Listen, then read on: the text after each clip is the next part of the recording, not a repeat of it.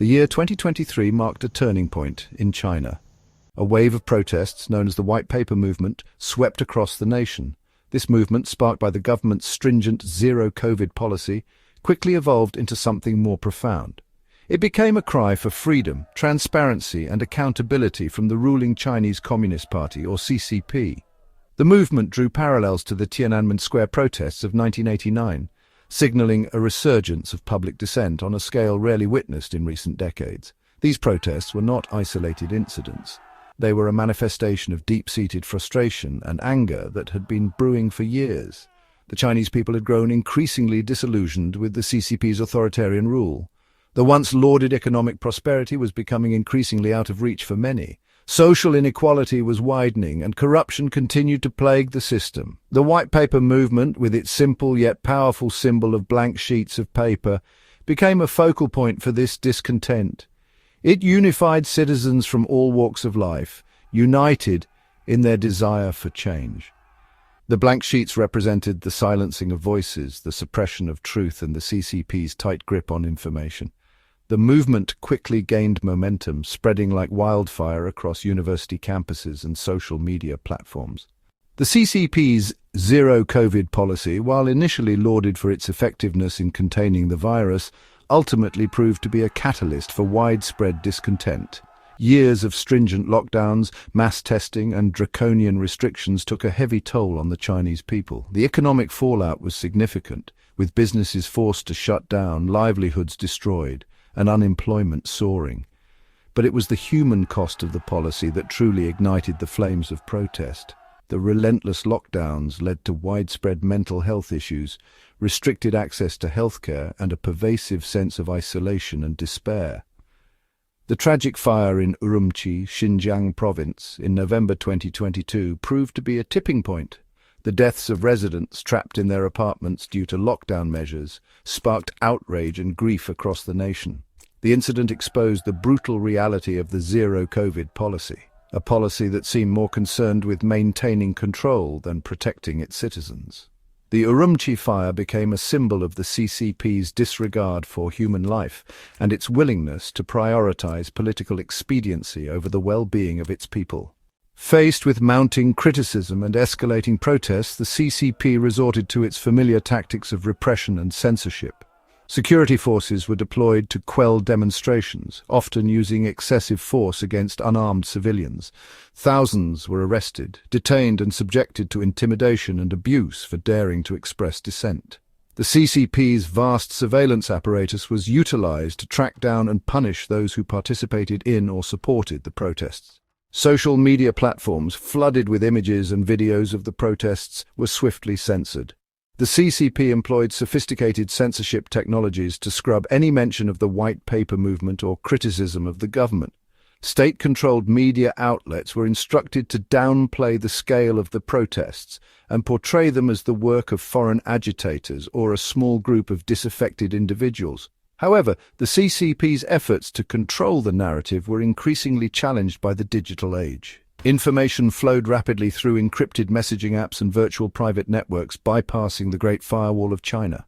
As the CCP tightened its grip on dissent, a wave of seemingly unconnected violent incidents erupted across China. Mass stabbings, car rammings, and attacks on officials became increasingly common, often targeting random individuals and attributed to personal frustrations and simmering anger against the system.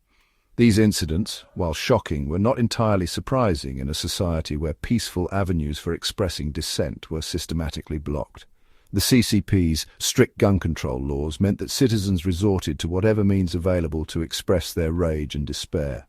Online, discussions about revenge on society and the glorification of violence proliferated, particularly among disillusioned youth. These online spaces, while heavily censored, provided a glimpse into the simmering rage and hopelessness felt by many. The CCP's efforts to suppress dissent seemed to be having the unintended consequence of pushing some towards more extreme forms of expression. Furthermore, the very act of censorship often backfired, drawing more attention to the issues the CCP sought to suppress. Public opinion, once easily manipulated, was proving to be more resilient and discerning. Section 5. A multifaceted struggle from economic grievances to ethnic tensions. The protests in China were not solely driven by political grievances.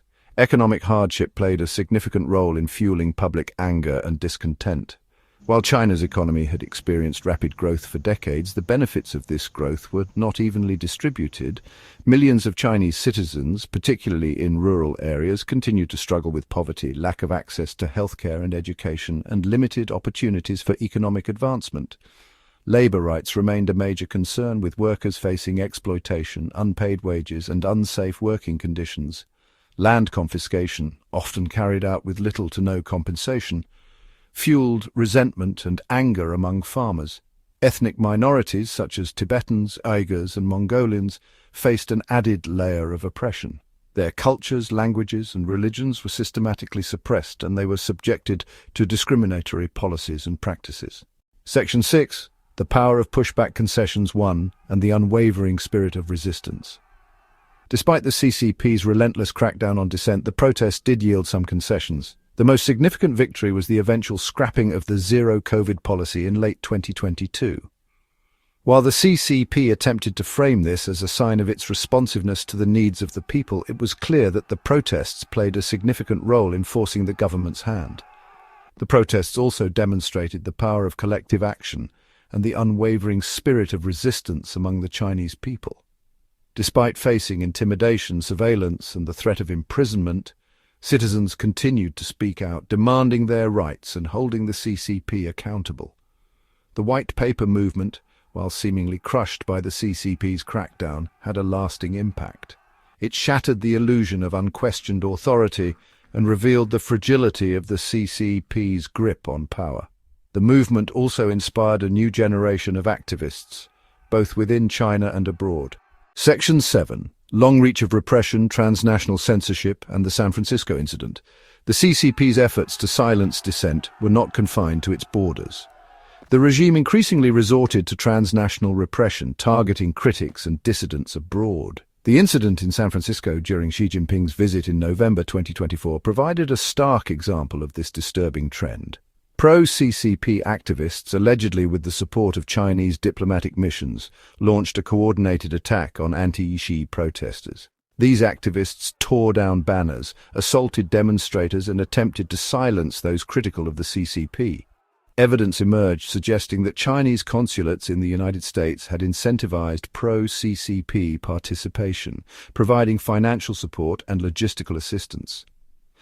The presence of Chinese diplomats at the scene raised further concerns about the CCP's direct involvement in suppressing dissent on foreign soil.